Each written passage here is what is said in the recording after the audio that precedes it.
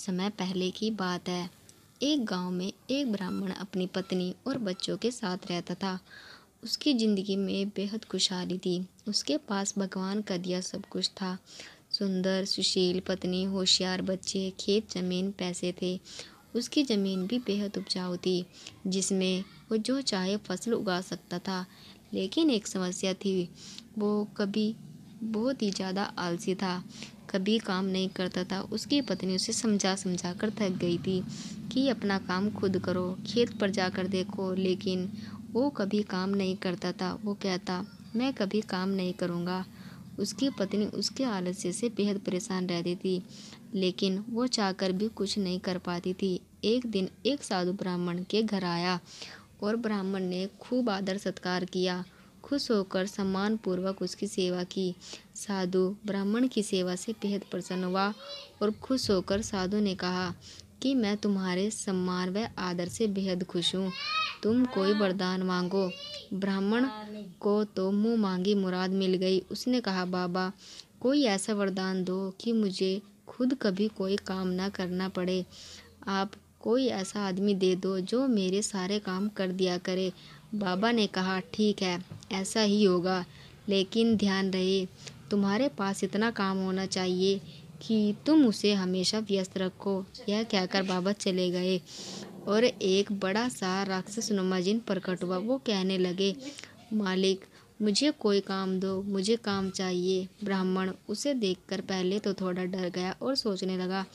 तभी जिन बोला, जल्दी काम दो वरना मैं तुम्हें खा जाऊंगा। ब्राह्मण ने कहा, जाओ और जाकर खेत में पानी डालो। यह सुनकर जिन तुरंत गायब हो गया। ब्राह्मण ने राहत की सांस ली और अपनी पत्नी से पानी मांगकर पीने लगा। लेकिन जिन कुछ ही देर में वापस आ गया और बोला, सारा काम हो गया, अब और काम दो। ब्राह्मण घबरा गया और बोला, अब तुम आराम करो, बाकी काम कल करना।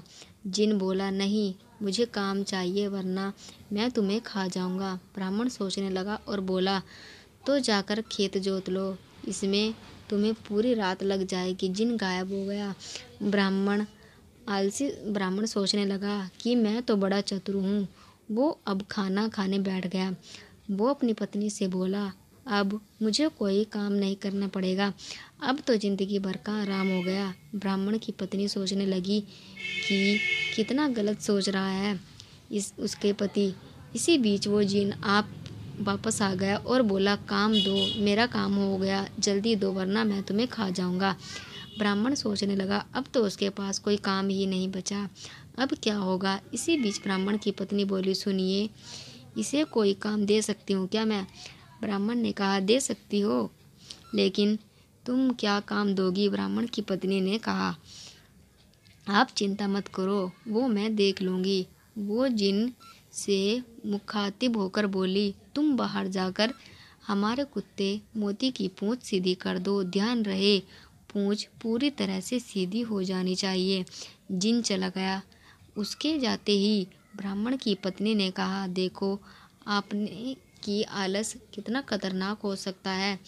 पहले आप अपना काम करना पसंद नहीं था और अब आप को अपनी जान बचाने के लिए सोचना पड़ रहा है, और उसे क्या काम दे। ब्राह्मण को अपनी गलती का एहसास हुआ और वो बोला, तुम सही कह रही हो, अब मैं कभी आलस नहीं करूँगा, लेकिन अब मुझे इस बात का डर है कि इसे आगे क्या काम देंगे।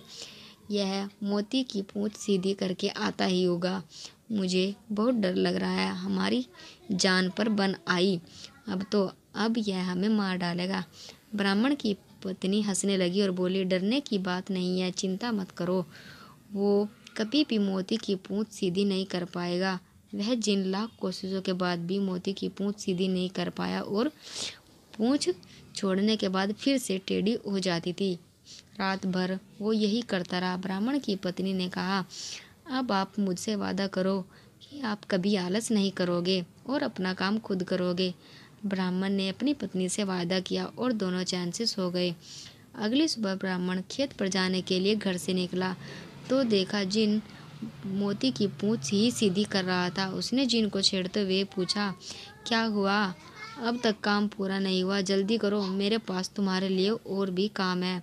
जिन बोला, मालिक, मैं जल्द ही यह काम पूरा कर लूँगा, ब्राह्मण उसकी बात सुनकर हंसते हंसते खेत पर काम करने चला गया और उसके बाद उसने आलस त्याग दिया।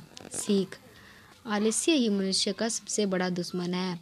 अपनी मदद करने आप अपने से ही कामयाबी मिलती है और आलस करने से ज़िंदगी में बड़ी मुसीबतें आ सकती है।